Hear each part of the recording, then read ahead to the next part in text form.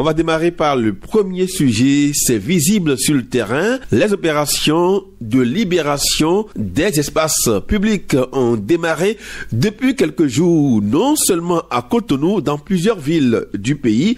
Il s'agit de retirer les constructions, les installations illégales qui empêtent sur l'espace public, à savoir les trottoirs, les voies de circulation et les places publiques.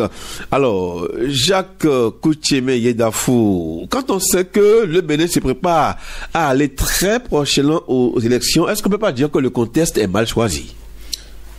Cela dépend. Ça dépend de quoi? Ça dépend des angles. Ça dépend des angles. De mon analyse. Donc ça dépend de là où on place le curseur, oui, de l'ordinateur. Oui. Allons-y. On le place à... L'analyse prendra en compte les deux aspects. Ok. Le premier aspect, c'est quoi? Dans un premier temps, nous allons voir le timing, au-delà du timing, un engagement pour la bonne gouvernance, la rigueur. Au-delà du timing. Au-delà du timing. Donc, on peut dire que ces opérations qui ont démarré, pas seulement à Cotonou, mais dans la plupart des grandes villes du Bénin, donc sous l'égide du ministère de l'Intérieur, en collaboration avec les autorités locales, au-delà même de ceux qui occupent l'espace public, c'est que si vous avez une boutique devant votre maison et que vous sortez les étals dehors sur les pavés ou sur l'espace public, on vous demande de remettre à l'intérieur. Donc dès lors que vous empiétez sur la voie publique, oui, vous êtes systématiquement inquiété. Oui, et okay, c'est la preuve que au-delà de tout, le gouvernement qui est là a une vision claire. Au-delà des élections, ce gouvernement-là veut que la bonne gouvernance, la rigueur soit de mise. Où se trouve la bonne gouvernance ici? Où se trouve la rigueur quand on sait que ce sont les commerces des citoyens qui vont prendre un coup? Je nous rappelle que ce n'est pas la première fois. D'accord? Ça a toujours suscité des polémiques. Mais normalement, quand les gens ont quitté les espaces publics, à un moment donné, et que le gouvernement, après cela, a décidé de moderniser le cadre de vie, on ne comprend pas pourquoi les gens décident de revenir s'installer. À qui la faute si les gens reviennent s'installer sur l'espace public? À qui la faute? Est-ce que la faute revient aux citoyens? C'est d'abord ça. Pourquoi? À partir du moment où on dit l'espace public ne peut être occupé de façon à moins que ce soit l'autorité administrative qui vous installe. Ce qui suppose que vous avez un contrat. Donc vous estimez que le citoyen est d'abord coupable? Donc, lorsque le citoyen vient s'installer de façon anarchique, de façon illégale? Oui, c'est pour ça que je dis anarchique. C'est qu'il est d'abord fautif. Et il y en a. Nous sommes tous... Nous circulons tous et il y en a, donc quand vous l'observez bien, qui ils ont leur boutique, ouvrent le matin, mais sortent les étals dehors, empêchant la circulation. Ce que nous ne percevons pas, là où les gens mettent leur étal, c'est destiné à la circulation des piétons. Et on oblige le piéton à aller discuter la voie avec les motos et les véhicules. Donc, ce comportement, d'abord, est source d'insécurité pour les usagers de la route eux-mêmes. Et donc, un gouvernement qui décide de dire « Moi, je ne veux pas voir cela », on doit comprendre que c'est pour notre bien d'abord. C'est la première chose qu'il faut voir. La deuxième chose? Second aspect. Certes, on est à la veille des élections et vous convenez avec moi que les politiques sont frileux et par rapport à tout acte qui va créer des mécontentements. Et surtout lorsque nous savons que ces opérations ont toujours créé des mécontentements. Il y aura des grincements des dents. Des grincements des dents, donc ça fait l'objet souvent de chantage politique.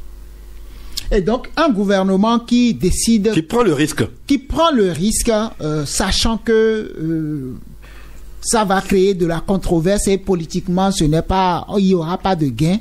C'est que ce gouvernement-là estime qu'il faut aller jusqu'au bout et il faut éduquer les usagers de la route. Voulez-vous dire que Patrice Talon, le chef de l'État, n'a pas peur d'être impopulaire? Je crois qu'il l'a déjà dit, il n'a pas peur. Il n'a jamais eu peur d'être impopulaire. Il a une vision et il veut une ville, un cadre de vie propre, des villes modernes. Il n'a pas peur de perdre des électeurs, de perdre la sympathie des prochains électeurs. Il n'a pas peur. Il n'a pas peur. Est-ce qu'il n'est pas typique ce monsieur? J'ai toujours dit, dans chaque action, il faut voir le bien qu'il y a dedans. Il faut voir l'opportunité. Ceux qui occupent les espaces de façon anarchique, c'est un appel à eux pour qu'ils aillent de faire les demandes pour occuper les places des marchés inoccupés. Quand je prends le marché Wenoussou, c'est pratiquement vide. Pourtant, c'est des millions ou des milliards qui ont été investis dans ce marché qui est construit. Est-ce que tout le monde a les moyens pour aller pour se payer une place dans les nouveaux marchés? On dit non, du pays. Est-ce que tout le monde a les moyens? Lorsque je parle de Wenoussou, ce n'est pas les nouveaux marchés. Wenoussou, c'est à Fidrosé là-bas. Et c'est un marché qui a été fait depuis longtemps. Maintenant, même les marchés modernes, quand vous observez un peu, quelques jours avant que l'opération ne démarre, on nous a fait comprendre que par mois, les vendeuses, les revendeuses de ces marchés, pour celles qui occupent les boss ou les trucs, ne payent que environ 18 000. Au moins 600 francs par jour. 600 francs par jour. Oui. Certains sont à 800 ou à truc là ou à 7. Donc, cela veut dire que ce n'est pas impossible. Et dans ça, vous avez l'électricité. Dans un contexte où la mévente est généralisée. Vous avez l'électricité, vous avez l'entretien, la sécurité et tout dans cela. Ces femmes-là ne vont pas me dire que...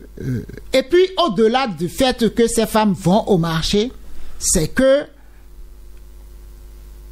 c'est une activité régalienne. Donc, quelque part, même si c'est toujours dans l'informel, il y a des taxes qui sont prélevées sur ces activités. Donc des redevances. Donc des redevances. Ce qui fait que ces personnes contribuent au développement parce que payent des redevances. Mais rappelons que les femmes qui ont occupé les marchés modernes, elles avaient bénéficié de la gratuité pendant au moins un an, hein, je crois. C'est ça aussi. Il faut le rappeler. C'est cela aussi le risque. Quand vous prenez le risque, vous n'avez pas peur.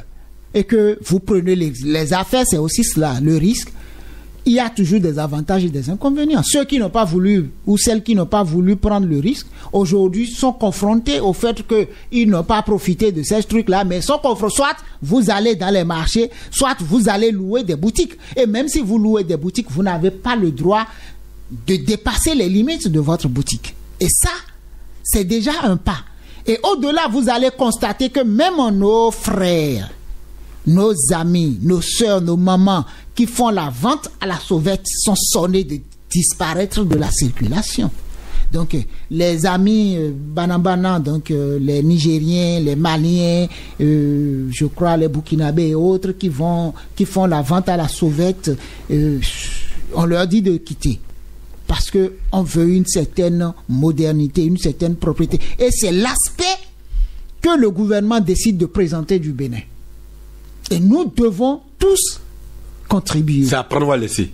Parce que quelqu'un qui fait la vente à la sauvette paye quelle taxe? Contribue comment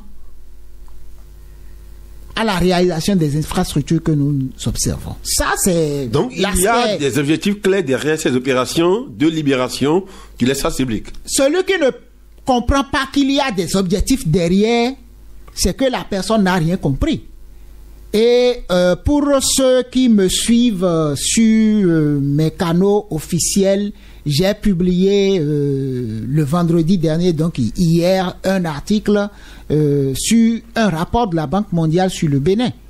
Les perspectives économiques du Bénin, où la Banque mondiale dit clairement que le Bénin pouvait mieux faire, malgré tout ce qui est fait, qu'on pouvait mieux faire, surtout en se focalisant sur le secteur informel, en amenant ce secteur-là à se formaliser. D'accord? En amenant, en obligeant des secteurs qui sont des niches, mais qu'on n'exploite pas à contribuer au PIB. Mais on peut aller pas à pas. Paris n'a pas été construit en un seul jour. Ce n'est pas d'aujourd'hui. On nous a déjà dit, ce n'est pas d'aujourd'hui cette décision où on dit quitter l'espace public. Ça ne date pas d'aujourd'hui. Oui, donc on ne peut pas dire que c'est brutal. Jacques, est-ce que vous ne voyez pas que quelque part, il a manqué le suivi? Et aujourd'hui, on s'en prend à ces pauvres marchands. C'est la faute aux autorités locales. Ne nous voilons pas la face. Est-ce que vous reconnaissez ça? Je dis c'est la faute aux autorités locales. À partir Parce du que moment dès lors que le citoyen revient, si vous lui dites, écoutez, vous n'avez plus le droit de rester là, mais il va comprendre. On accepte, on le laisse, il s'installe, et aujourd'hui on lui dit, il faut quitter de force. J'ai l'impression que les autorités locales, ou du moins les politiciens, sont complices de ce qui se passe. Parce que le délégué voit. Le conseiller? Il voit. Le chef d'arrondissement voit. Parce qu'ils estiment que ce sont des amis, ce sont des militants. Prenons par exemple l'arrondissement, le 4e arrondissement de Cotonou. On a un chef d'arrondissement qui est là. On a des délégués. On a des délégués, on a des conseillers. Mais où est-ce qu'ils étaient? Parce qu'il y a eu des opérations de déguerpissement dans toutes les villes du pays, surtout à Cotonou. Mais on a laissé les gens revenir sur les lieux et maintenant on dit aux gens de partir à nouveau. Est-ce que vous ne voyez pas quelque part ces gens-là n'ont pas fait leur boulot? L'État central a aidé les autorités locales à un moment donné à déguerpir les gens. Les autorités locales ont manqué de faire un suivi. Aujourd'hui, ce problème-là réapparaît parce que les autorités locales, excusez-moi, ont été incompétents. De quoi ont-elles peur? Ils ont peur que ce sont des militants, ce sont des partisans, et donc si on leur demande de quitter, les critiques, ils vont perdre des militants. Non. Entre la rigueur, de maintenir l'espace public propre, de maintenir l'espace public attrayant, moderne, et la volonté politique, c'est-à-dire partisane, il y a une différence. Et il faut que les hommes politiques le comprennent. Ils sont dans le populisme. Et aujourd'hui, reconnaissons quelque chose, nous avons besoin que tout le monde contribue à bâtir ce pays. Donc les mairies doivent suivre. Ceux qui sont dans l'informel, ne nous voilons pas la face. Les gens dont nous parlons, qui occupent anarchiquement l'espace public, sont dans l'informel. Et nous sommes dans une action de contraindre les gens à la formalisation. Le citoyen, lorsqu'il est sensibilisé, il comprend. Oui, mais on ne le sensibilise pas. Qui va sensibiliser? On le laisse installer. Qui va sensibiliser? C'est le chef quartier, c'est le CA, c'est les conseillers. Mais ils sont défaillants. Mais c'est pour cela que je parle d'incompétence. Si on doit s'en prendre à quelqu'un, c'est à eux qu'on doit s'en prendre. Au chef d'arrondissement, au maire. Depuis le maire jusqu'au conseiller. Ils n'ont pas fait leur boulot. Ils ont été incapables de faire leur boulot. Ils ont été incapables de sensibiliser. Ils ont vu, ils voient tous les jours. L'État central n'est pas là pour ça. Pourquoi parle-t-on de décentralisation? C'est à eux de maintenir l'espace public propre. C'est à eux de maintenir l'espace public sain. Non, vous estimez que si on doit s'en prendre à quelqu'un aujourd'hui, il faut s'en prendre à l'élu local. Voilà. Ils ont été incapables. Et voilà que le pouvoir central choisit, heureusement ou malheureusement, un timing où on est à la veille des élections législatives. Oui, analysons l'homme. Baptiste Talon, oui. il est conscient que bientôt, il va quitter le pouvoir. Ok? Et que son souhait, d'ailleurs, c'est qu'il y ait les acquis les acquis de la rupture soient sauvegardés, soient préservés. Mais on démarre une opération qui, du coup, peut avoir des conséquences néfastes sur l'électorat. L'électorat de la rupture. Est-ce qu'il n'y a pas lieu de comprendre l'homme, Patrice Talon? C'est quand même bizarre. Patrice Talon, contrairement... On choisit d'être impopulaire à un moment où on a vraiment besoin de l'addition, on a besoin des gens. Est-ce qu'il n'y a pas une étude à faire par rapport à cet homme? Patrice Talon, contrairement à la plupart des chefs d'État... Qu'est-ce qu'il veut réellement? A fait l'option de la rigueur, donc de l'impopularité. Vous savez, toute personne rigoureuse est d'office impopulaire. Il a fait l'option... Non, il ne regarde pas le timing. ...de la rigueur, donc de l'impopularité. Non, il s'en fout du timing. Pour atteindre ses objectifs... À quelle fin? Que la complaisance pour échouer. C'est un choix. Mais on dit souvent, il faut regarder dedans. C'est regarder dedans là qui fait que nous sommes sur place. Minadou Noubé, on va manger. Allez louer une boutique. Ce que les gens ne perçoivent pas. Quelqu'un qui est dégagé de l'espace public va louer une boutique. C'est une source de revenus pour ce propriétaire qui est là. Est-ce que tout le monde a les moyens et pour ce propriétaire va payer l'impôt sur la location. Et donc celui-là contribue indirectement. Vous savez, est-ce que vous savez, regardez tout le bâtiment, tout ce que nous avons comme foncier au Bénin. Savez-vous que l'impôt foncier frise le ridicule? À peine 0,1% du PIB. Et vous pensez que c'est normal avec tout ce que nous avons comme immeuble, comme truc là au Bénin, et qu'on ne puisse pas tirer profit de cela? Revenons sur l'homme, Patrice Talon. C'est sa nature. Il a choisi la voie de l'impopularité. Il a choisi la rigueur. Au-delà de l'impopularité, je vous dis. Mais ça peut lui coûter des potentiels électeurs en moins, non? Il s'en fout? Son problème, ce n'est pas qu'il s'en fout. Il en est conscient. Il est en train de montrer que c'est lui, Patrice Talon, qui est en train d'agir. Et il ne regarde pas la fin de mandat. Est-ce qu'il ne met pas en difficulté celui qu'il souhaiterait être à sa place? Il faut que celui-là soit aussi rigoureux. Il faut que celui-là aussi ait le cran. Il faut que celui-là soit capable. Le prochain président de la Nous République. n'allons pas prendre quelqu'un qui va juste surfer sur les acquis de son prédécesseur et venir nous mettre encore, venir nous faire arriérer. Il va falloir que celui qui veut succéder à Patrice Talon ait le cran de défendre ce qu'il veut. Il faut qu'il ait le cran de dire nous allons poursuivre. Et poursuivre, donc sauvegarder les acquis, c'est bel et bien maintenir l'ordre tel que établi. C'est bel et bien maintenir la dynamique actuelle. Et la dynamique actuelle aussi, plus d'occupation de l'espace public tel que nous l'observons aujourd'hui, fait partie de cela. Oui, tout comme avec les investissements, la vision. Avec ce qui se passe, ça va créer des mécontents. Ben, et les gens diront, on l'attend au tournant. On l'attend dans les urnes. Il est candidat à rien. Mais et celui qui va vouloir me mettre là, celui qui va... Mettez qui vous voulez là. Lui, il a fini, il est en train de finir, il est dans une mission. Il s'en fout. Il ne parle pas d'élection là. Et il s'en fout de ce que Est-ce que ça ne donne pas la preuve que Patrice Talon n'a pas de dauphin?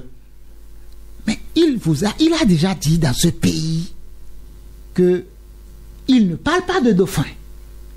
Il a dit le candidat que je pourrais soutenir peut venir tant de l'un des partis, l'opposition comme de la mouvance, de l'opposition, comme il peut être un indépendant. C'est pas bizarre qui ça? a réussi. Donc, il n'est pas dans du populisme. Il n'est pas dans des calculs auxquels nous avons l'habitude de nous soumettre. Il est dans une dynamique. Il est dans une cohérence. Il est cohérent. Ça fait mal, nous reconnaissons cela. Et potentiellement, les partis politiques qui soutiennent son action vont payer forcément le prix de sa rigueur. Nous reconnaissons cela. Mais reconnaissons que, oui, si nous ne mettons pas un peu de sérieux dans ce que nous faisons, nous ne pourrons rien faire. Savez-vous par exemple que si on devrait appliquer les lois que nous avons au Bénin, nous n'avons même pas besoin de discuter. Nous sommes tous des fautifs tous les jours que nous faisons. Je prends un exemple qui est mis dans le code domanial et foncier. Ce n'est pas sous lui qu'on a adopté ce code, mais on a dit si vous êtes propriétaire d'un domaine, d'accord, et que vous ne mettez pas cela en valeur. Donc quand on dit domaine, ça peut être domaine agricole, tout que vous ne mettez pas en valeur. Au bout d'un certain nombre d'années, l'État se charge de sa mise en valeur, ou l'État désigne quelqu'un pour mettre cela en valeur. Pensez-vous que si on se met à mettre cette partie du code-là, qui a été votée, je ne sais plus, en 2015 ou 2014, si on met ça là en application, pensez-vous qu'il n'y aura pas de grincement dedans? Il y en a plein qui ont des centaines d'hectares, mais qui ne mettent jamais en valeur. Qui sont abandonnés. Pendant que d'autres souffrent. Peut-être que si ces terres-là sont redistribuées, peut-être que nous aurons moins de zèmes. Parce qu'il y a des gens qui veulent bien aller à la terre, mais n'ont pas de terre pour aller cultiver. Pensez-vous que... Donc, le problème, c'est d'abord nous-mêmes. Et si un gouvernement décide d'appliquer les tests, nous devons l'applaudir. Le code, je rappelle que le code foncier domanial date de 2013, parce que voilà. C'est la loi 2013-01 du 14 janvier 2013 qui instaure le code foncier et domanial en République du Bénin. Voilà.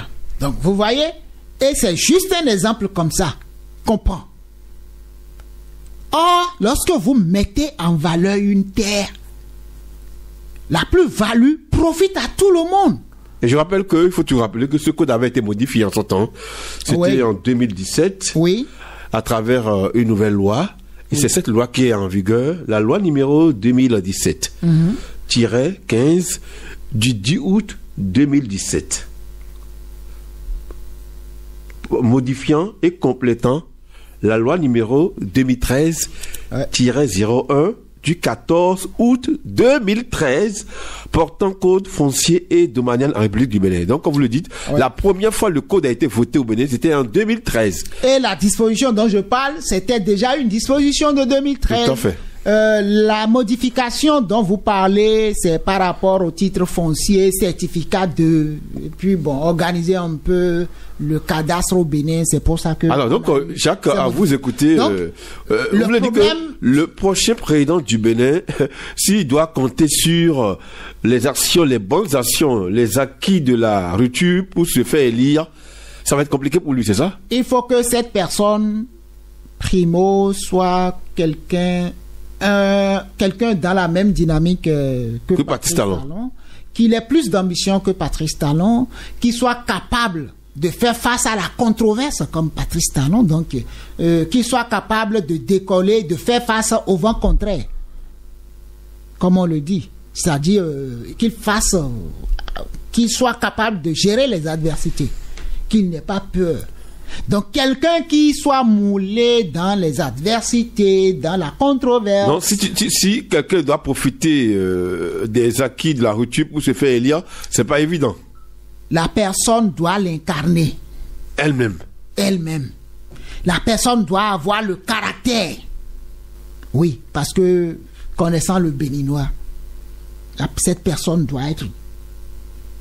s'en fout des critiques, mais aller droit au but. Et ça, on n'en a pas beaucoup au Bénin. Donc, le timing, oui. Cette controverse-là, la population... Les gens seront mécontents. Mais la faute revient, comme je le dis, je connais plein de personnes qui sont dans ce cas actuellement. Est-ce que c'est pas... la faute revient à nouveau... aux élus locaux. Est-ce que... d'abord à nous, citoyens. Ok. Avec la complicité de nos élus. Ok. Est-ce que, en agissant de cette manière, à la veille des élections générales de 2026, est-ce que Patrice Talon, le chef de l'État, quand bien même il sera impopulaire, les gens seront mécontents, est-ce que c'est pas une façon pour lui de chercher à rentrer dans l'histoire? pour qu'on dise, peut-être dans 5 ans, dans 10 ans, qu'il y avait un président qui fonçait seulement. Est-ce que c'est pas cet objectif? Je dirais simplement que c'est sa forme d'éduquer le peuple. Pour dire, lorsque c'est interdit, c'est vraiment interdit. Ne comptez pas sur des échéances, sur l'approche des échéances. Non, Baptiste, il n'a pas d'amis, il n'a pas de famille. Quand c'est mauvais. Non, quand c'est mauvais. Le bon ami, celui qui vous aime vraiment, c'est celui qui est capable de vous dire, là, vous êtes en train d'aller dans le décor. Là, ce que vous faites, ce n'est pas bien pour nous tous. Ce n'est pas celui qui est complaisant. Celui qui est complaisant, en réalité, est votre ennemi. Donc, votre ami, c'est celui qui vous dit la vérité. Voilà. Quand bien même ça vous fera mal. Quand bien même ça te fera mal. Quand vous allez réfléchir 2 fois. S'en fout. C'est un ami commerçant. C'est ton ami. C'est un ami commerçant qui m'a dit une fois. Oui. Il dit, avec le commerce, on ne badine pas. Voilà. Quand tu viens vers lui pour dire, je vais acheter à crédit, il te renvoie. Oui. Tu peux te fâcher, t'énerver. Tu peux tout dire. Hein? Tu peux même lui garder pendant 2 jours. Mais il est sûr que dans le 3e, tu reviendras vers lui pour lui dire, tu as été rigoureux, mais tu es un bon commerçant. Voilà. Donc, c'est un peu cela. Le bon ami, celui qui veut ton bien, c'est la personne qui n'est pas complaisante. Le reste, là... Ça fait mal quand même. Hein? Ça fait mal. Mais c'est parce que nous n'avons pas été éduqués à la rigueur. Beaucoup ne comprennent pas quand il s'agit de... Quand je défends la rigueur, beaucoup n'arrivent pas à comprendre. Ce matin, à Délocaux, par exemple, où on voyait les agents, les forces de l'ordre entre eux, de détruire les installations qui débordent sur la route. Parce qu'il y a des toitures qui débordent sur la voie publique, qui empiètent sur la voie publique. Oui. Mais il y avait des citoyens que nous avons entendus qui disent, mais il y a quand même, ça fait 4 à 5 jours, les gens sont passés leur dire, enlevez vos installations. On ne veut pas enlever parce qu'on est... On les prévient toujours. Oui. Mais ils se disent que les forces de l'ordre ne reviendront pas. Voilà. Parce qu'ils estiment que nous sommes à l'approche des échéances et que rien ne sera fait. On leur dit, il me semble que les forces de l'ordre passent d'abord quelque part. Ils vous avertissent. Dans 4 à 5 jours, on viendra ici. On ne vous dira pas quand on viendra. Mais on dit, enlevez ça. Immédiatement. J'ai entendu des témoignages du genre. Oui. De citoyens qui ont dit ça. Mais on leur avait dit d'enlever il y a 4 jours. Ils se sont entêtés. Il y a un phénomène au Bénin qu'il va falloir qu'à un moment donné, les autorités municipales et communales règlent. Quel est ce phénomène? C'est d'abord les plans de nos bâtiments. La plupart des maisons ou des bâtiments construits à Cotonou n'ont pas prévu de parking, n'ont pas prévu d'espace pour l'aération. On construit juste sur la clôture, sur les bornes, comme on le dit. Il y a, d'ailleurs, quand je vais quitter ce studio, je vais prendre par ce tronçon dans la zone de Bartito, les nouvelles voies qu'ils ont fait dans Bartito. Ils ont construit. Lorsque vous passez par là, la voie prévue pour les pistes cyclables ou les piétons, là, c'est là que les gens viennent garer leurs motos et leurs voitures, de façon à ce que même les pistes cyclables sont occupées par des véhicules stationnés. Et je me suis dit un jour, mais il va falloir qu'une télévision quand même descende ici, montre l'incivisme de ces gens-là. Vous ne voyez pas que la mairie ne fait pas son boulot? Et c'est la faute à la mairie, parce que lorsque vous rentrez dans ces rues, ce n'est pas une rue, ce n'est pas 2 rues. D'accord? Si vous voulez, vous prenez le tronçon qui quitte Bicentenaire, tout droit pour aller vers l'ancien prêt-à-porter Diversité, là, la voie nouvellement construite là. Vous allez constater que ce qui est réservé comme piste cyclable, même piéton, vous ne pouvez pas passer par là. Vous voyez des chaises qu'on a installées sur la voie publique, vous voyez des gens garer leur moto, pas en biais, mais de façon perpendiculaire à la voie, vous bloquant pas carrément l'entrée là, et puis personne ne dit rien. Quelles sont les conséquences? Les conséquences, c'est que on oblige et motocyclistes qui ne devraient pas circuler sur une partie de la voie et autres à aller là-bas. Même le piéton est obligé d'aller discuter la voie avec les motos et les véhicules. Les risques d'accident. Des risques d'accident. Et d'embouteillage. Et on veut que... Et d'embouteillage aussi.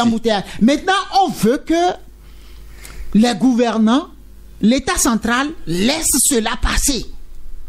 C'est pas la faute à l'État si vous n'avez pas prévu de parking à votre bâtiment. Vous voyez dans ton pas comment les voies sont occupées?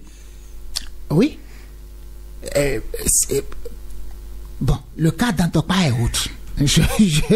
Parce que il y a un projet. Est-ce nous que Patrice attendons Talon la mise en œuvre. Va démolir d'Antokpa vraiment? Parce que là, la question je l'appelle de tous mes voeux. Comment ça?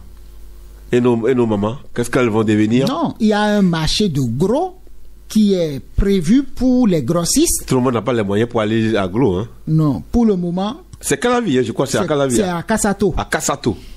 Tout le monde n'a pas les moyens, je n'en sais rien. Mais lorsque vous avez les moyens de faire du gros, lorsque vous êtes grossiste, vous n'êtes pas détaillant. Vous n'êtes pas détaillant. Il faut que les gens comprennent. Parce que il y a dans le marché d'Antokpa, il y a 3 types de marchands. Il y a les grossistes. Il y a ceux qui font... les semi-grossistes. Bon, les grossistes et les semi-grossistes, je les mets ensemble. Il y a les détaillants ou celles qui vendent à la sauvette, là, les détaillants. Et puis, il y a ceux qui vendent les bijoux, les pailles et autres.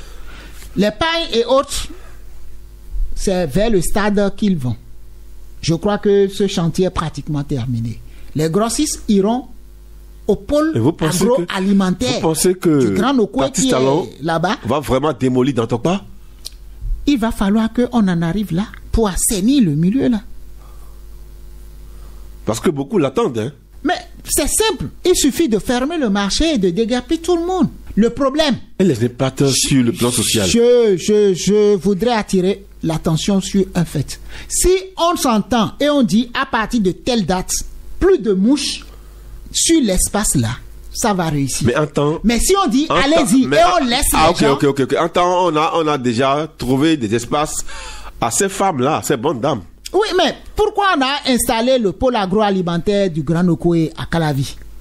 C'est pour régler ce problème. Pourquoi on a décidé de mettre les femmes qui vendent les bijoux et les tissus vers le marché les gens vont perdre la clientèle. Non, si le client sait que si je veux acheter les tissus, si je veux acheter les bijoux, je vais au stade Kourounou, est-ce que tu appelles? Si c'est la clientèle, c'est que aujourd'hui vous avez les contacts. C'est à quoi que vous ignorez la sociologie de nos marchés. Les marchés ne se créent pas comme ça. Le marché ne se crée pas comme ça. Mais lorsqu'on a le sentiment qu'on veut forcer. Lorsqu'on vous dit que le marché là, ce n'est plus un marché. Le marché est déplacé et allé. Bon, je prends un exemple. KPFM n'était pas ici. C'était dans la zone industrielle là-bas. KPFM ne vend pas, ne vend rien. Non, laissez-moi finir. Lorsque KPFM était là-bas, quand même, il y a une petite boutique de vente de certaines choses. Mais lorsqu'on a dit KPFM a déménagé, les auditeurs ou ceux qui fréquentent souvent le service public de relations publiques là, de KPFM, est-ce qu'ils continuent d'aller se perdre là-bas? Ah, il y en a, jusqu'à présent. Mais ils ne sont pas nombreux. Ils ne sont pas nombreux. Ils ne sont pas nombreux. Parce que mais c'est pas facile. On informe, on prend le temps d'informer. Pourquoi je pose la question? Parce que même actuellement, dans les nouveaux marchés, mais quand vous interrogez certaines dames, elles vous disent c'est encore la mévente. Oui, que les clients, elles n'arrivent pas à trouver les clients. C'est normal qu'on se plaigne parce qu'il y a un changement. Et tout changement, je compatis, a des conséquences. Mais lorsque le vrai enjeu, c'est être capable de déloger tout le monde.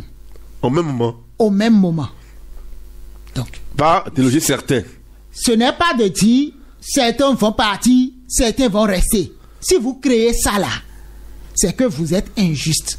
Mais lorsque vous décidez de fermer l'espace et que vous relogez tous ceux qui occupent l'espace précédent dans un nouvel espace, le problème de mévente, c'est une question de réorientation. Mais le problème de fréquentation de la clientèle. Parce que là, je crois que depuis un moment, on en parle suffisamment. Le marché d'Antokpa sera délocalisé. Et maintenant, à nous d'expliquer que les grossistes seront à Calavi et que les gens qui vendent les tissus et les bijoux seront à Kourounou. Donc les médias ont un rôle à jouer. Et que vous reconnaissez que les médias... et que Misebo va se retrouver à PK3 quand ce travail est fait et que l'espace est véritablement fermé, le problème est réglé. Ça veut dire qu'il n'y aura pas d'injustice. Mais lorsque vous laissez certains sur place ou lorsque vous dites on a fermé, certains viennent en catimini se réinstaller et qu'on ne dit rien. Ils viennent lundi et mardi. Voilà. Mercredi, ils retournent. Ils retournent à l'ancien espace. Mais lorsque vous dites on ne veut plus voir personne, les gens tout le monde va là-bas. Et vous démolissez tout. Et que la rigueur est de mise, le problème est réglé. Donc, c'est comme si on créait une sorte de foire. Voilà. Dans un espace. Les gens fréquentent la foire. Voilà. Et après, la foire disparaît. Et puis, c'est fini. Avec les stands. Voilà. Donc, le vrai problème, c'est beaucoup plus la crainte, du moins, de ces femmes-là ou de ces gens-là. C'est est-ce que si je rejoins là-bas, ma clientèle me sera fidèle? C'est le moment maintenant de commencer. C'est une consultation gratuite à nos chers mamans et papas qui sont à Misebo, à Tantokpa et autres. Imprimez suffisamment de cartes de visite et distribuez à vos contacts, à vos clients. Et le jour où on vous dira... Commencez par leur dire que bientôt nous allons quitter. Commencez par leur dire, nous allons quitter. Si éventuellement vous ne revenez pas avant qu'on ne quitte, prochainement appelez-moi directement, je vous dirai où je suis. Non, elles peuvent avoir le contact de ces clients. Donc c'est une question aussi de stratégie. De stratégie de communication. Et lorsque on fait de la communication... Et surtout avec les réseaux sociaux, c'est facile. Hein? C'est facile. Vous créez un groupe WhatsApp. Voilà. C'est une communication gratuite. Hein? Bon, c'est une consultation que nous sommes en train... Voilà, Donc, le problème en réalité, à l'heure où nous parlons, ne devrait même pas se poser. Déjà qu'on a commencé par dire, fin 2025, le marché sera délogé. On a parlé de fin janvier 2026. Hein? Voilà. Fin janvier 2026, au plus tard. 2025, le marché sera délogé. Conséquence, ces bonnes dames, ces messieurs doivent commencer par anticiper. Et anticiper, c'est communiquer. Et nous sommes à l'ère de la communication. Partagez suffisamment vos numéros et que ces numéros soient les bons. Et le problème ne devrait pas se poser. Nos mamans, nos sœurs, nos épouses qui occupent anarchiquement l'espace public. Ce qui est demandé, en fait, l'opération à laquelle nous assistons, c'est une interprétation de ma part. Ça vise également un élargissement de l'assiette fiscale. C'est-à-dire, on vous amène à prendre de l'espace dans les marchés nouvellement construits ou les marchés existants. J'ai parlé par exemple de Wenoussou qui est là pratiquement vide. Les nouveaux marchés, lorsque vous allez à Bégamé, il y a encore suffisamment de places qui ne sont pas encore occupées. Et vous savez que c'est 600 francs par jour. Donc, mesdames, messieurs, nous avons la possibilité de contribuer à bâtir ce pays. Et surtout, lorsque, en ce moment où on parle d'opération de libération de l'espace public, lorsque les agents des forces de l'ordre viennent vous voir pour dire « quittez là, nous reviendrons dans quelques jours », il ne faut pas s'entêter. Il faut pas s'entêter. Ce sont les personnes qui s'entêtent qui subissent. Et vous allez voir, les politiciens d'ici là vont récupérer. Parce que les forces de l'ordre reviennent toujours sur le terrain. Oui. La preuve, ça s'est passé. Je vous ai dit à Délocpo ce matin. Les citoyens disent Ils avaient été prévenus depuis 4 à 16 jours. Mais Pourquoi certains n'ont rien fait. Parce que on estime qu'ils ne vont rien faire. Et nous avons cette habitude-là au Bénin. Quand on vient nous donner des préavis, on dit Midjoedo. Mais parfois, c'est l'autorité locale qui encourage le citoyen à faire cette pagaille. Justement. Eh oh, il a blonné. Au-delà de ça, on dit Yesihua. On dit Yesihua. Après, on ne voit plus l'autorité locale, on ne voit plus le conseiller, on ne voit plus le délégué, on ne voit plus le chef quartier, on ne voit plus le chef d'arrondissement. Et lorsque vous allez vous plaindre auprès d'eux, ils commencent à critiquer l'autorité centrale avec vous. Alors que les vrais fautifs, c'est eux. C'est pour cela que je vous dis, ceux qui sont complaisants avec vous ne sont pas véritablement vos amis. Ce sont vos ennemis. Donc que le chef quartier, les chefs village, les conseillers, les chefs d'arrondissement, les mains fassent leur boulot. Voilà, avec rigueur. Et lorsque cette rigueur est implémentée, je vous jure que on ne reviendra plus dans quelques mois ou dans quelques années reparler encore de déguerpissement de l'espace public. Je me rappelle, à la veille de l'arrivée de Benoît XVI, tout à fait, à son âme Ratzinger, le pape Benoît XVI. C'était en novembre 2011. Voilà. Il était à Cotonou le 18 novembre 2011. Voilà. Vous vous rappelez qu'il y a eu quelques jours. Voilà. Vous rappelez-vous qu'il y a eu des déguerpissement à l'époque? Je me souviens comme si c'était hier. En son temps. Voilà. Avec le maire d'alors, Léadi Soglo, oui, qui a pris les devants et qui a démoli tous ceux qui occupaient l'espace public. Parce que le pape Benoît XVI devrait être à Cotonou. C'était sous le couvert de la visite du pape. Tout à fait.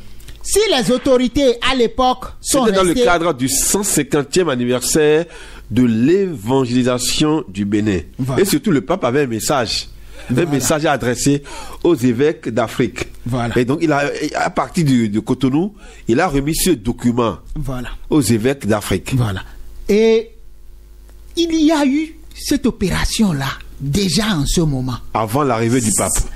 Avant l'arrivée du pape. En novembre 2011. En novembre 2011.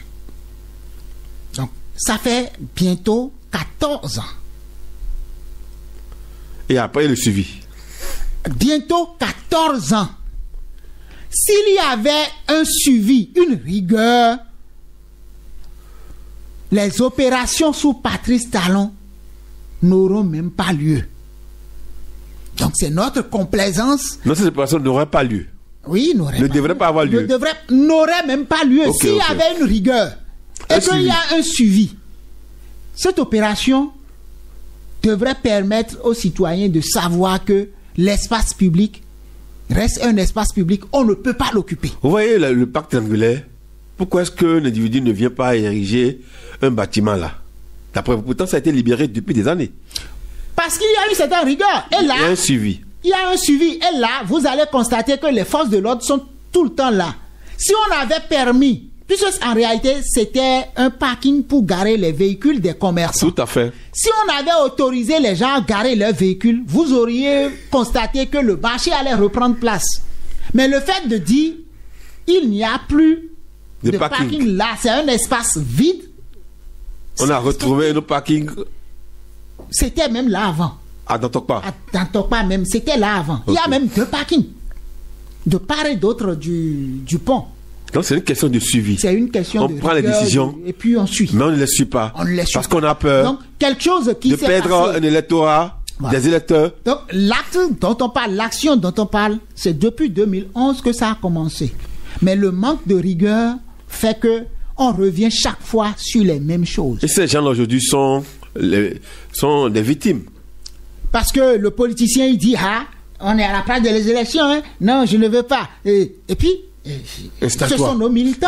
Parfois, ce sont les politiciens qui disent bon, je suis le chef quartier, je suis le CA, installe-toi là, personne ne viendra te déloger. Donc, c'est lui qui fait du mal aux citoyens. Oh, c'est celui qui te dit ça, c'est lui qui te fait du mal. Moi, je me rappelle en 2015, je disais après un voyage, je crois, j'étais revenu du Congo et je disais à un élu responsable d'une commission. Un élu local. Un élu municipal. Ah, d'accord, ok. Responsable d'une commission à Cotonou. Une commission permanente? Oui. Et dans notre échange, je lui disais, mais écoutez, ce n'est pas normal ce que on voit.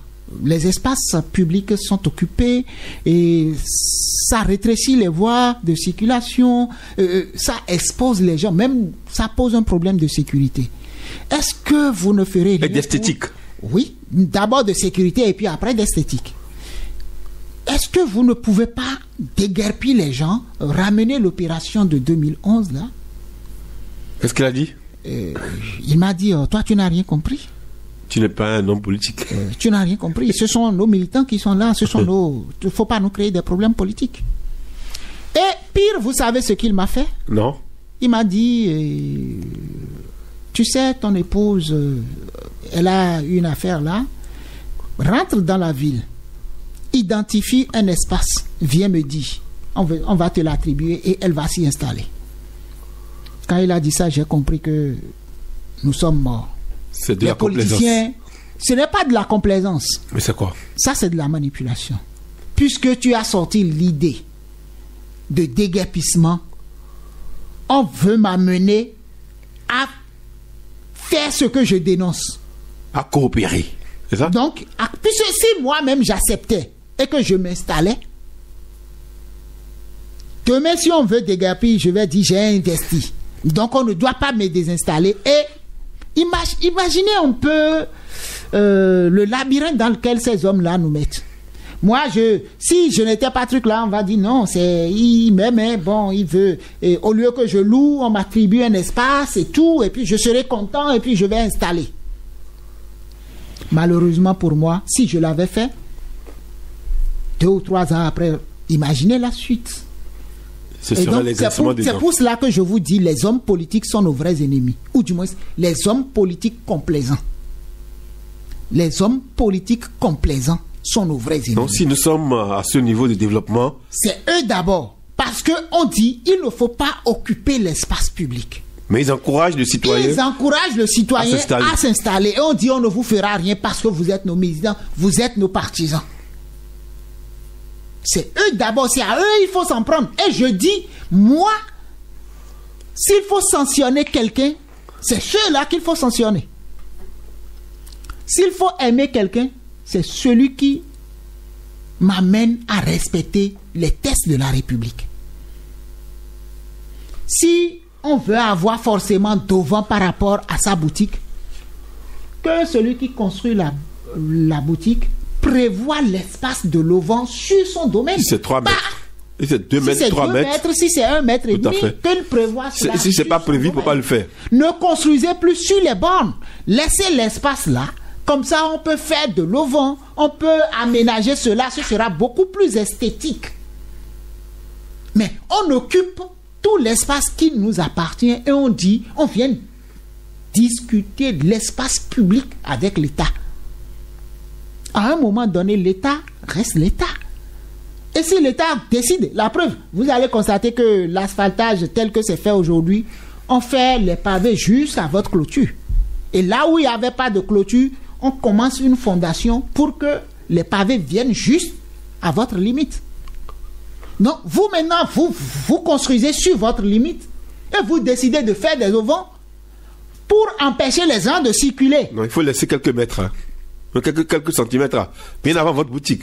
Mais laissez au moins 1 mètre et demi, faites l'auvent, mais l'auvent reste sur la limite. Il ne faut pas avoir peur, les bornes sont là. Les bornes sont là. Personne ne viendra là. Si l'auvent est sur la limite de vos bornes, qui viendra vous dire d'enlever?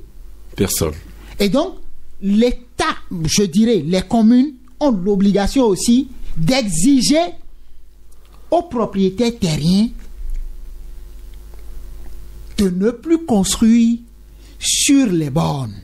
À quoi ça sert? De réserver l'espace d'aération. À quoi ça sert l'autorisation de construire? Le permis de construire? Ça pose un problème de compétence. Il faut tenir compte de ça. J'ai toujours dit. Donc, le problème que nous avons est profond. Qui sont ceux qui autorisent qu'on construise les bâtiments de cette façon. Si vous avez prévu de l'auvent, on ne peut pas vous autoriser à faire de l'auvent qui déborde votre limite. Qui empiète sur la voie publique. Alors, si vous n'avez pas prévu de l'auvent, une modification de ce bâtiment en mettant de l'auvent doit requérir l'autorisation de la mairie. Mais est-ce que cela se fait? Les gens oublient que le fait même de modifier le bâtiment pour lequel on a pris autorisation de permis de construire, là, le fait de modifier cela sans requérir encore une nouvelle autorisation est une faute qui peut être sanctionnée, ou du moins qui est sanctionnée par la loi.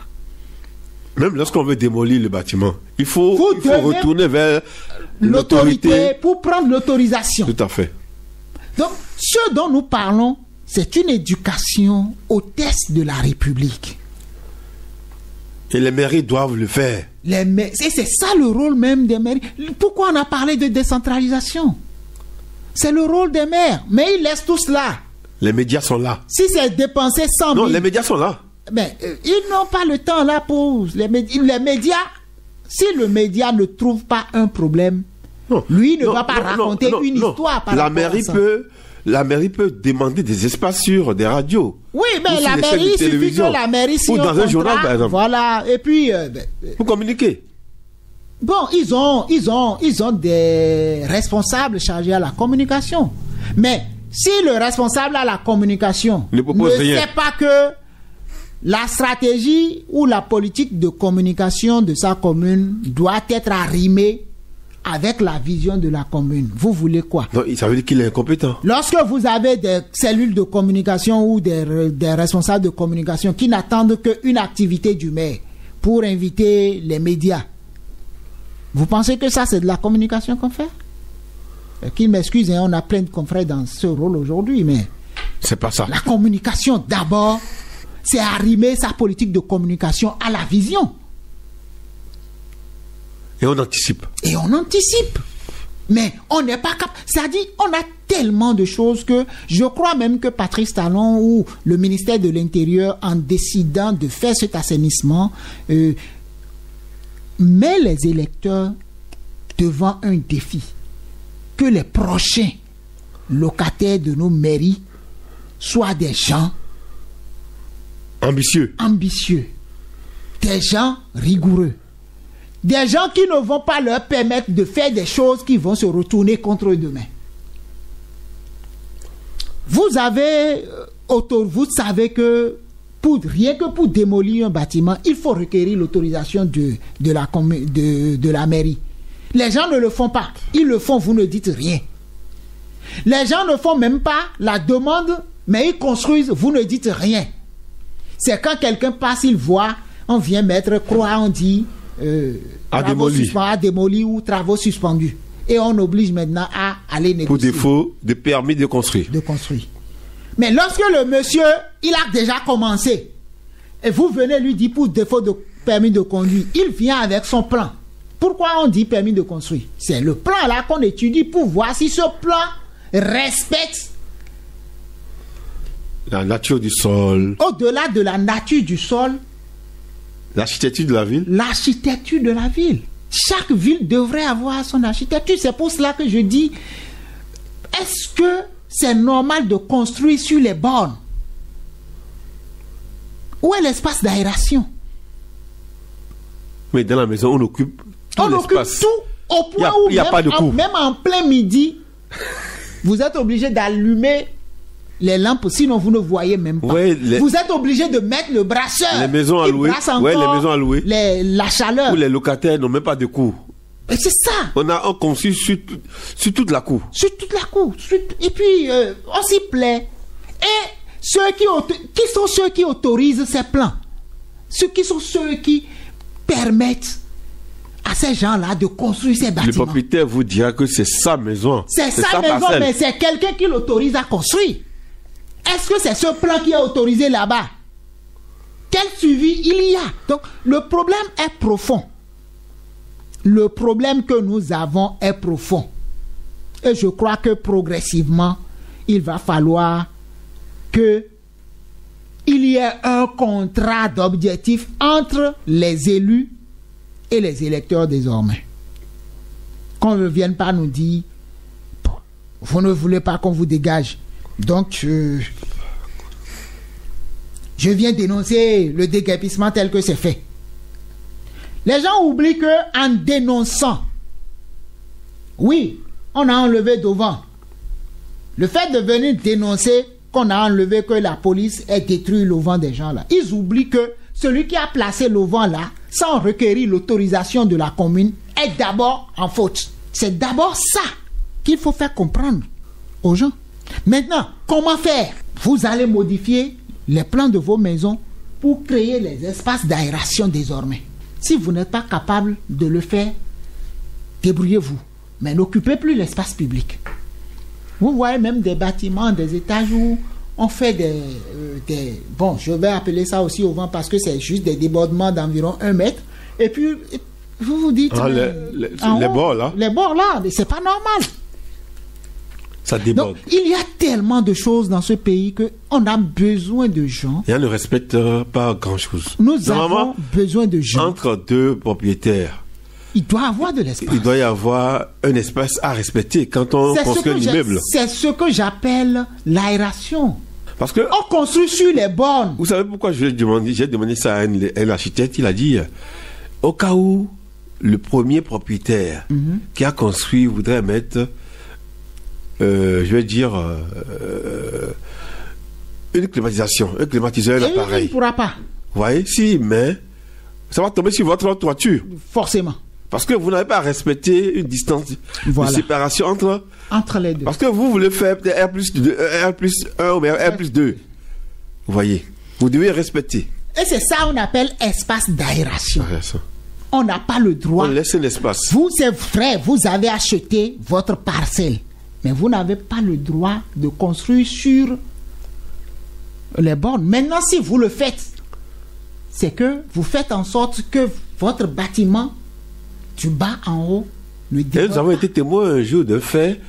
Le monsieur n'avait pas respecté la distance qui devrait séparer les deux propriétés. Ok, mais il a fait. L'autre propriétaire peut contester. Qu'est-ce qu'il a fait? Il a conçu un R plus 2. Et du coup, il a placé sa climatisation. Vous voyez, ça déborde. Oui, ça déborde. Mais la climatisation, c'est tombé.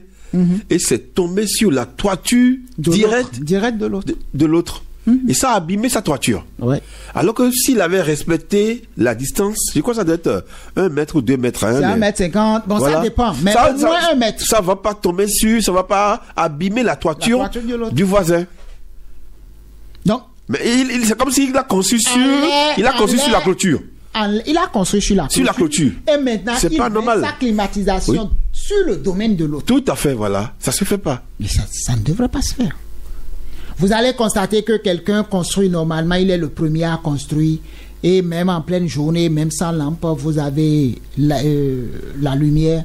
Mais dès que les gens commencent à s'installer autour, tout devient sombre à l'intérieur. Parce qu'il n'a pas respecté cela. Et c'est d'abord le rôle de la direction des services techniques, je crois, ou le service qui autorise les permis de construire.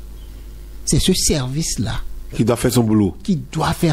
Donc ce service ne fait pas son boulot. Lorsque vous présentez le plan et qu'on valide, vous devez suivre le chantier pour vous assurer que c'est exactement ce plan-là qui a été mis en œuvre, qui a été réalisé. Et ça n'a pas été modifié. Si ça n'a pas été modifié, dès que vous constatez une modification, vous stoppez le chantier. Parce qu'on peut modifier chemin faisant. Oui. C'est disant que l'autorité ne viendra pas.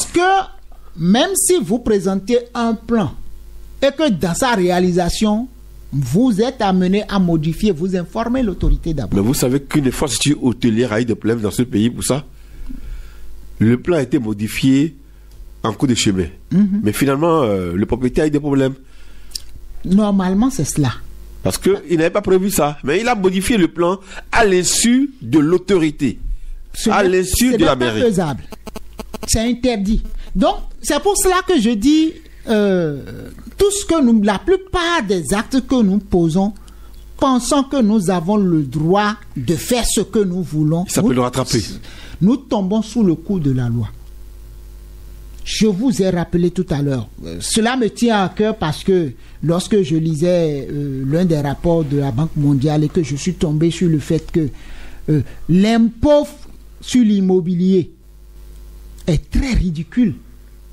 À peine, ça n'atteint même pas 0,1% de notre PIB. Avec tout ce que nous avons comme bâtiment au Bénin là. Donc je me suis dit, mais allons au-delà de l'immobilier alors. Les terres agricoles. Les gens acquièrent des centaines d'hectares qui ne mettent jamais en valeur. Lorsque vous prenez votre voiture, vous quittez Cotonou pour aller à Natitengu ou à Malanville, vous vous rendez compte qu'il y a des milliers d'hectares inexploités. Alors, Jacques, pourtant, il y a des propriétaires qui sont Jacques, là. On disait tout à l'heure qu'il faut faire les choses dans les règles de l'art. Ouais. La bêtise finit par rattraper, tôt ou Toujours. tard. Mais est-ce que vous savez qu'aujourd'hui à Cotonou, le gouvernement a demandé qu'un quartier soit repris par rapport à son lotissement? Parce que les gens ont vendu les vents, les ruelles. Il y en a plein. Vous allez constater des ruelles où deux véhicules ne peuvent pas se croiser. Et on dit que c'est un lotissement qu'on a fait. Donc ça peut rattraper demain. Vous qui avez acheté la ruelle. Ah ben ça peut vous rattraper. Il y a Si tout ça un ne quartier sert à aujourd'hui, rien. on demande Oui. qu'on reprenne le lotissement. On va reprendre. À Cotonou. Mais il va falloir même que, moi je souhaite que partout où il y a ces Problème? problèmes, il faut les régler. Il y a une chose. Non, on ne peut pas tricher tout le temps. On ne peut pas tricher tout. Prenez les lotissements, les anciens lotissements de Cotonou. Observez non seulement les superficies, mais également Les installations. le plan topographique de ces quartiers. Et les derniers lotissements. Observez le plan le plan topographique ou le plan de trucs. Et vous constaterez que vous vous posez des questions, mais qui sont ceux qui ont réalisé ça? Qui a validé? L'architecte a Dans prévu. une ruelle. Non, l'urbaniste a prévu. L'urbaniste peut prévoir en son temps peut-être des ruelles Il y a de 12 mètres. Mais chemin faisant, il n'y a même plus de ruelles bien. C'est des ruelles de 2 mètres. non, de 3 mètres. C'est parfois 6 mètres, parfois 4, On vend les 4 ruelles. mètres. On vend les ruelles. Parce que, pourquoi? Vous connaissez, c'est pas ici on va dire tout ça là. Et c'est à nous, journalistes, De dénoncer. je ne dirais pas dénoncer, de faire notre travail. On a En prévu. descendant sur le terrain, en menant des enquêtes. Par rapport Et au plan. faire les Le plan enquêtes, existant. c'est quel est le plan d'urbanisation? Qu'est-ce qui a été Est-ce prévu au que départ? ce qui est prévu, c'est ça qui est réalisé? Est-ce que c'est ça que le géomètre a respecté? Pourquoi le géomètre a prévu une voie de 6 mètres alors que la norme exige 8 mètres ou 10 mètres? Pourquoi là où on a prévu 10 mètres, on s'est retrouvé avec 8 mètres? Mais parfois, on ferme des Pourquoi voies. là où Et c'est des on voies a- T. Voilà. Alors que ce n'était pas prévu par Non, l'urbaniste. il peut arriver que Oui. l'urbaniste ait prévu des voies T pour des raisons de sécurité. Vous savez, lorsque on fait des bifurcations où on prévoit des voies T, c'est pour vous obliger à ne pas filer dans ces ruelles. On comprend un certain nombre de choses. Que la voie soit T ou c'est pas là Tout le à fait. problème. Mais est-ce que cela a été prévu Par l'urbaniste. par l'urbaniste? Hein? On fait- Est-ce que le plan topographique initial est respecté? Si ce n'est pas respecté, tous ceux qui se sont retrouvés à un moment donné sur des espaces prévus qui ne sont pas des espaces, Tôt ou tard. il faut les enlever. Tôt ou tard. Il y a un hôtel ici, dans ce Cotonou-là, qui est dans ça. Je ne veux pas nommer. Dans cette situation-là. Dans cette situation-là. Mais tôt ou tard, ça peut C'est rattraper devant nous tous, hein, c'est le devant propriétaire nous tous. de cet hôtel. Hein, C'est devant nous tous que la ruelle a été fermée. fermé. Et nous, tout le monde voit. mais Avec la personne- complicité des autorités Je dis locales. tout le monde voit, mais personne n'a dénoncé. C'est là. Et tout, je ne veux même pas. Mais tout le monde sait de quoi je parle dès que j'évoque ça. C'est des choses auxquelles on assiste. Et lorsqu'on dit participation citoyenne, c'est aussi ça. La veille citoyenne, c'est ça. Pourquoi le citoyen voit des choses comme ça anormales chez lui? Pourquoi le citoyen qui a acheté sa parcelle, on présente un plan topographique, un plan d'urbanisation, et on dit que vous n'avez qu'une ruelle de 6 mètres. C'est quoi 6 mètres? 6 mètres où 2 véhicules ne peuvent pas vraiment se croiser, ou même parfois c'est à peine 5 mètres. C'est pas possible. Pourquoi le citoyen? Parce que ce que les gens oublient, lorsque vous achetez votre parcelle de 500 mètres carrés, d'accord, et que on applique le quotient de réduction.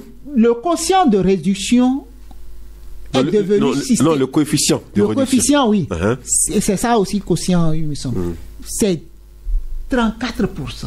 Donc, lorsque vous avez initialement une parcelle de 500 mètres carrés, vous vous retrouvez avec 360 mètres carrés. Mais imaginez qu'on ait pris non, j'ai dit 300, hein? Oui. Oui, puisque c'est... comment je vais dire? Non, donc, on vous enlève pas de 150 mètres carrés, hein? Non, 240 mètres carrés. Waouh, c'est pas petit, hein? D'accord. Et ça rentre dans les réserves. Ça rentre dans les réserves. Et les ruelles, les marchés. C'est dans ça qu'on prévoit les ruelles. Les marchés, les écoles, les hôpitaux, même les espaces de repos, c'est-à-dire les espaces publics. Non, on dit que la ruelle va prendre, ça fait 10 mètres. Bon. Et après, ça devient 5 mètres. Maintenant, où sont passés les 5 mètres? Wilfried, oui. On fait tout ça là. On finit l'urbanisme. Et vous n'avez pas l'école. Vous n'avez pas les espaces publics, c'est-à-dire les places publiques. Ce n'est même pas prévu un centre de santé.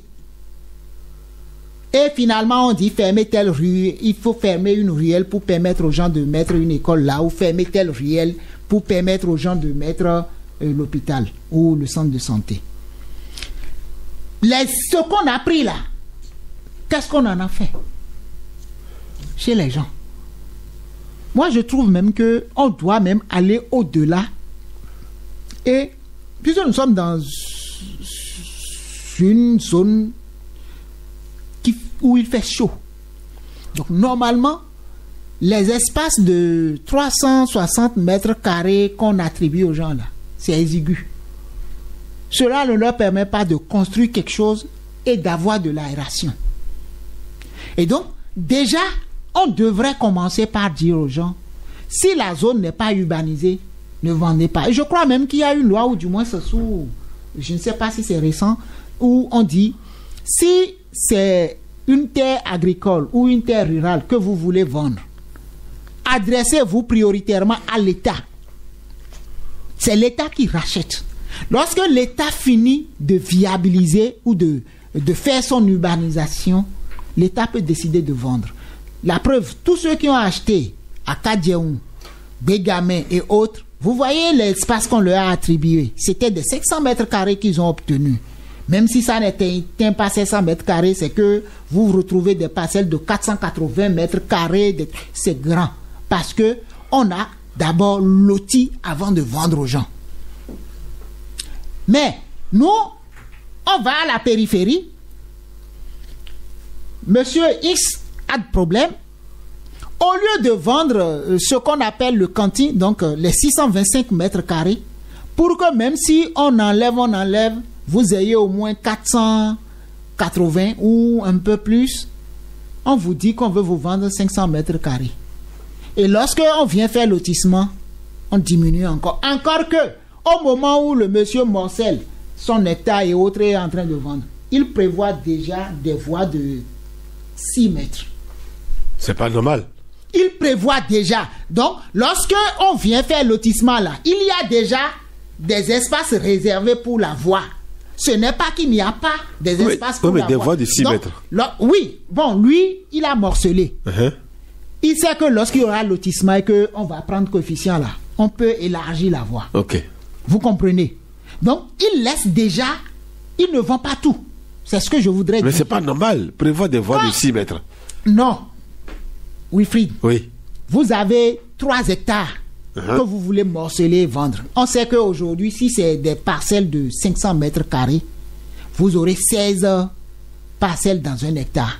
Est-ce que vous allez décider de vendre 16 parcelles et ceux qui vont acheter n'auront pas de voie d'accès, ou vous allez prévoir des voies d'accès pour ces personnes? Il faut prévoir les voies d'accès. Et c'est pour cela que vous n'avez plus les 16 parcelles. Et donc, lorsque l'État décide ou la mairie, la commune décide de lotir, ce n'est pas peut-être, si je vais dire n'importe quoi, peut-être que vous avez mis 12 parcelles. Ce n'est pas seulement les 12 parcelles qu'on recense, mais c'est les 1 hectare qu'on recense normalement. Donc on dit, il y a déjà une voie ici. Et donc, dans le plan, on devrait tenir compte de ces espaces inoccupés. Mais on prend tout ça là, on vient faire un lotissement où on réduit les voies, on réduit encore les parcelles des gens. Quelqu'un qui a 500 mètres carrés se retrouve avec 300 et quelques mètres carrés, et puis ainsi de suite. Et finalement, on n'a plus de voies.